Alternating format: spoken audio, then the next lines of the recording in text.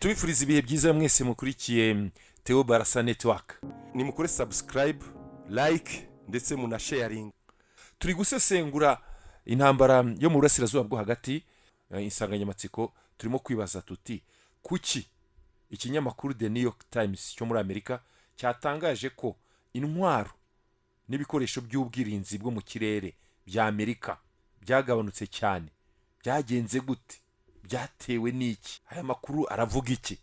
Nkaba ndi kumwe na mugenzi wanjye Itangishaka Emmanuel. Bwari Itangishaka Emmanuel bakunda kwita Itangirove. Ibi bintu urabibona gute? Urabona biterwa n'iki? Kimwe cyo mbere yuko twinjira muri iyo nkuru, leta zunze ubumwe za Amerika zatakaje indege nyinshi cyane muri iyi ntambara, cyane ko hari izo bari bafite zakoreshwaga mu bihe bya kera, bakoresha indege za kera za drone zagurukaga ku muvuduko wo hejuru. Izo ngizo nizo batangiye bakoresha. Ugasanga rero iryo koranabuhanga Iran yari yararivumbuye kuko hari nyinshi yagiye hanura, ahubwo abantu ntibabimenye. Ngira ngo urabyibuka, hari indege ngira ngo neshatu zigeze zihanurwa muri Kuwait, ndetse zipfiramo n'abasirikare icyo gihe. Ariko batangaje ko ngo zahanuwe abasirikare ngo bavamo mu mutaka. Icyo gihe uribuka ko bavuze ko ngari impanuka yabaye, intambara imaze iminsi 3 itangiye. Habayeho ibintu byo kuyobya uburari. Baravuga ngo ahanga ngo habaye impanuka, ngo indege za leta zunze ubumwe za Amerika zirahanuka. Hanyuma ubwo tutanaretse n'ibyo mu kirere, ubwo byose dushatse twabijyanira hamwe. Uribuka ubwato bwa Gerald Airford bwo muri leta zunze ubumwe za Amerika bwari buri hariya mu nyanja, hariya muri cya kigobe cy'inyanja itukura. Ubwo bwato bavuga ko bwarashwe, batangiye bavuga ko ari inkongi y'umuriro isanzwe, ariko nyuma biza kumenyekana ko bwarashwe bujyanwa mu Bugereki, nyuma babona ko butazakira babujyana muri leta zunze ubumwe za Amerika. Barongera bazana n'ubundi bwahagurukira indege z'intambara, nabwo burangirika. Ayo yose se za mafaranga. Urumva rero ngewe icyo nabonye, ikinyamakuru The New York Times, ndakubwira n'icyo abasesenguzi bavuze. Ikinyamakuru The New York Times cyatangaje ko intwaro n'ibikoresho by'ubwirinzi bwo mu kirere bya leta zunze ubumwe za Amerika byagabanutse cyane kubera intambara imaze amezi hafi 6 Amerika ihanganyemo na Iran. Iyi ntambara yatumye Pentagon, ariyo Minisiteri y'Ingabo ya Amerika, ikoresha umubare munini cyane wa misile z'ubwirinzi bw'ikirere, ibyo bita interceptors mu Cyongereza, n'izirasa kure kurusha izo ishobora gukora mu gihe gito. Amakuru y'ingenzi yatangajwe n'iki kinyamakuru avuga ko habayeho kugabanuka kwa misile za Patriot. Amerika imaze kurasa misile z'ubwirinzi za Patriot zirenga 1,500 mu rugamba na Iran, bituma ububiko cyangwa stock yayo hasigaramo izitarenze 1,700. Bisaba hafi imyaka 3 ngo izo misile zifuzwa zibe zongeye kuboneka. Urumva? Icyo ni kimwe. Ikindi, ibyerekeye ubwirinzi bwa THAAD, bafite abanyamerika bafite n'indi system yitwa THAAD, urabizi, y'ubwirinzi. Ububiko bwa misile z'ubwirinzi bwa THAAD bwaragabanutse cyane, bugera hafi kuri 4/5, ni ukuvuga 80% zaragabanutse kubera iyi ntambara. Mu gihe izindi ntwaro Amerika ikoresha nka Atacams cyangwa Tomahawk nazo zamaze gukoreshwa ku gipimo kiri hejuru cyane. Urumva? Ibindi bituma ikinyamakuru cyatangaje ibi ngibi, byabaye ngombwa ko Amerika, kugira ngo harindwe ibirindiro by'abanyamerika hariya mu burasirazuba bwo hagati, ndetse Amerika irinde n'abanyamuryango bayo bo muri kariya gace, Pentagon yagombye gukura misile z'ubwirinzi mu bice bya Aziya nka Korea y'Epfo n'Ubuyapani. Urumva? Icyo ni kimwe. Ikindi, ibindi uraza kubigarukaho nawe. Ibindi byateye irigabanuka ry'intwaro nuko intambara ikomeye na Iran yakomeje gukaza umutsi, igaba ibitero by'indege zitagira abapilote za drones n'ibirwanisho bya kure bidasiba, bituma Amerika na Israel bakoresha misile z'ubwirinzi zifite igiciro gihanitse cyane, mu gihe Iran yakoreshaga amadrones adahenze nk'ibyo abanyamerika bakoreshaga barinda izo drone ngo zo tarasa ku banyamerika mu birindiro byabo mu burasirazuba bwo hagati ndetse no muri Israel. ikindi cyabiteye ni icyemezo cya perezida Donald Trump. Perezida Donald Trump yagabye ibitero yibwira ko intambara izarangira vuba cyane, ariko bibi by'ubusa, urugamba ahubwo rurakomeza. Iki nacyo kiri mu byatumye izi intwaro z'abanyamerika zibashirana hariya mu burasirazuba bwo hagati ndetse no muri stoke. Ikindi, uruganda rw'intwaro urimo gukora gahoro. Patagon yavuze ko hagomba gukoresha ibishoboka byose, hakongerwa ingufu mu gutunganya ayo masasu cyangwa se gutunganya ibisasu bya kirimbuzi bisanzwe, cyangwa se zino atomic zisanzwe zikoreshwa nyine, misile zisanzwe zikoresha. Yego, uwo bita Sini Parney ku wa gatandatu yatangaje ko intwaro zirimo kugenda zigabanyuka. Avuga ati intwaro zirimo kugenda zigabanyuka, mukoresha ibishoboka byose, mwongere uburyo mwakoraga. Ikinyamakuru Al Jazeera cyaravuze ngo Pentagon urge faster US weapon production amid stockpile concern. Pentagon yavuze ko bakora intwaro mu buryo bwihuse kubera ko stock irimo kugenda igabanyuka. Avuga ati stock hano irimo kugenda ishira. Hanyuma rero bavuga ko bakeneye intwaro nyinshi, ariko imikorere ikaba irimo kugenda ikora gake, bari gukora gake nk'uko wari umaze kubivuga mu kanya. Hanyuma hari uwo bita Steve Feinberg aherutse kwandika ku wa gatatu w'icyumweru gishize avuga ngo nibyaramuka birengeje iminsi 21 badakoze intwaro mu buryo bwihuse, biraza kuba leta zunze ubumwe za Amerika ziri gushirwa n'intwaro ku rugamba, basigare nta kintu bafite. Iminsi 21 niramuka ishize, ati nta kundi kuntu turi bubigenze. Yes, aravuga ngo tugomba mu buryo budasanzwe kandi busa nk'ubudashoboka. Buryo iyo umuntu avuze ngo ikintu kiri dramatically, ni ukuvuga ko ari ikintu kigoye mu by'ukuri, ni ukubikora mu buryo bw'igitangaza. Mu buryo butangaje tugomba kongera uburyo twakoraga intwaro.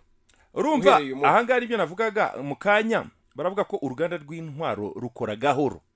Inzego z'inganda z'intwaro muri Amerika zirimo gukora buhoro, kandi ngo ntizifite ubushobozi bwo guhita ziziba icyuho cy'intwaro ziri gukoreshwa ku muvuduko ukubye inshuro nyinshi uwo basanzwe bakoraho. Ahangaha baravuga ko ubundi izina ntwaro barazishwanyuza, uko bazishwanyuza kugira ngo zibe icyuho biratinda. Bamwe barakubwira ko bishobora gufata hagati y'imyaka 2 n'itatu kugira ngo ukore za patriote zashwanyaguritse cyangwa za thade uzibe icyuho. Si kimwe no iyo zishwanyaguritse no kuzikora biratandukanye. Inganda ntabwo zita zikora ako kanya. Hari amakuru avuga ko ni ibintu bagenda bateranya. Hari amakuru avuga ko izari ziri mu Burusiya bazikuyeyo. Apana mu Burusiya. Nako bambe mu ntabwo ari mu Burusiya. Oya, si mu Burusiya, cyangwa igihugu bahanganye cya Ukraine. Yego, ahubwo bavugaga Korea y'Epfo n'Ubuyapani.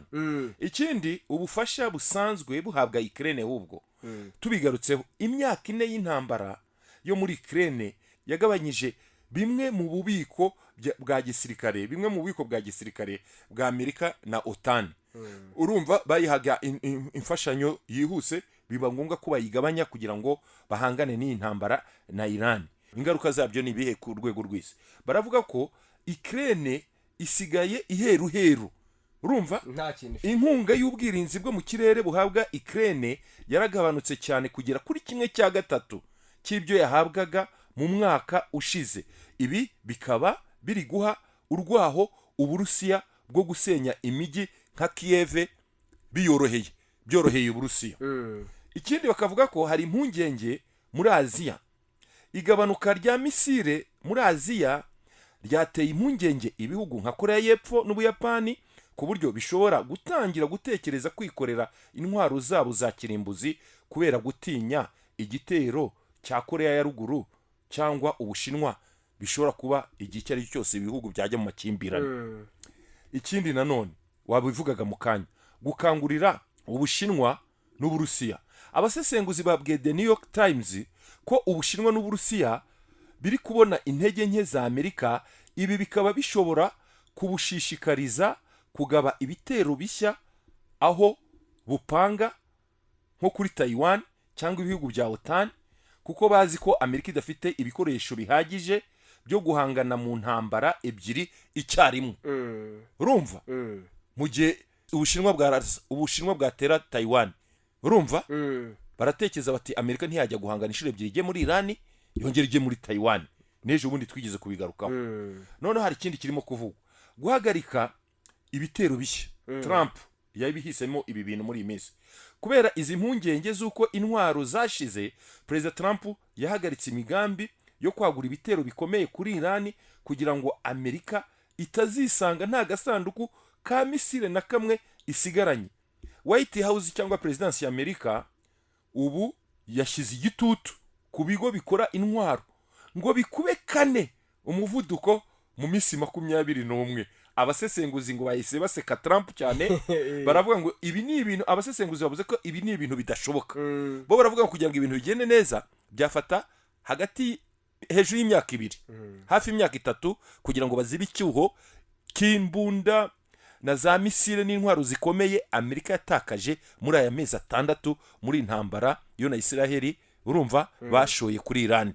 Wibuke cya kintu cy'iminsi 21 nahoze mera gusa iyi ntambara bavuga ko unkurikije icyo bita Congress Research Service ni ubushakashatsi bakoze bavuga ko iyi ntambara byibuze imaze guhomberamo hamaze kugwamo indege hafi 42 z'intambara zimwe zarashwanyutse burundu izindi zirangirika ku buryo kuzisana byagorana izindi zirangirika mu buryo bworoheje mu makimbirane na Iran. Izo ni indege zabande indege z'abanyamerika bakavuga ko ikiguzi cyose cy'izo ndege zishobora kuba zarashwanyutse yaba ari biliyoni 2.6 muri izo ngizo harimo izashwanyutse burundu nyine hakabamo n'izangiritse bisanzwe harimo iyo bita MK9 Leopard drone iyi ngiyi yarashwanyutse ku kigero kigaragara nyine yarangiritse bikomeye hakazi iyo bita KC 135 Stratotanker iyi ngiyi niyo ifasha guhe indege harya bayita benzine mu kirere iyi yarangiritse nayo mu buryo bukomeye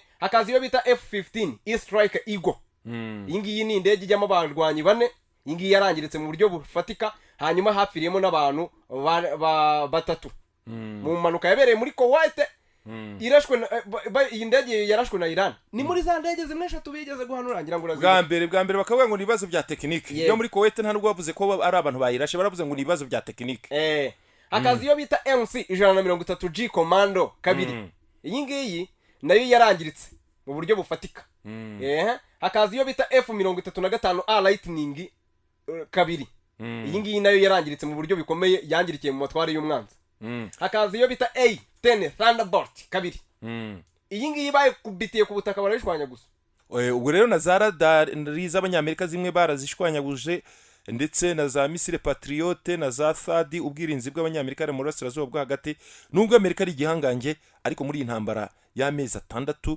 yahuye n'ibibazo bitandukanye uribuka ko umwe mu bajyanama bakomeye umusirikare mukuru muri Leta Zunze Ubumwe za Amerika witwa Dan Ken aherutse kubwira Donald Trump amugira inama ati iyi ntambara kuri Iran uzirinde ko iba intambara y'igihe kirekire ati niramuka iba intambara y'igihe kirekire nta gisubizo turabona kugeza kuri no munota Amerika ishobora kuzahasebera ikahura n'ibibazo bikomeye ibyiza nuko mwashyira imbere ibiganiro bya diplomasi na reka dusoreza yego reka dusoze iby'intambara byo ni ibindi tuzagenda tubigarukaho buhoro tubigarukaho byo kurangira byose vuba iyi ntambara izatwara igihe kinini nkurikije uko mbibona ariko umunyamerika nawe arashaka kureba uburyo yayivamo Donald Trump arashaka kureba uburyo yayivamo dupfundikira so urabona zabibona byashoboka nawe wize ni mukore subscribe like ndetse muna sharing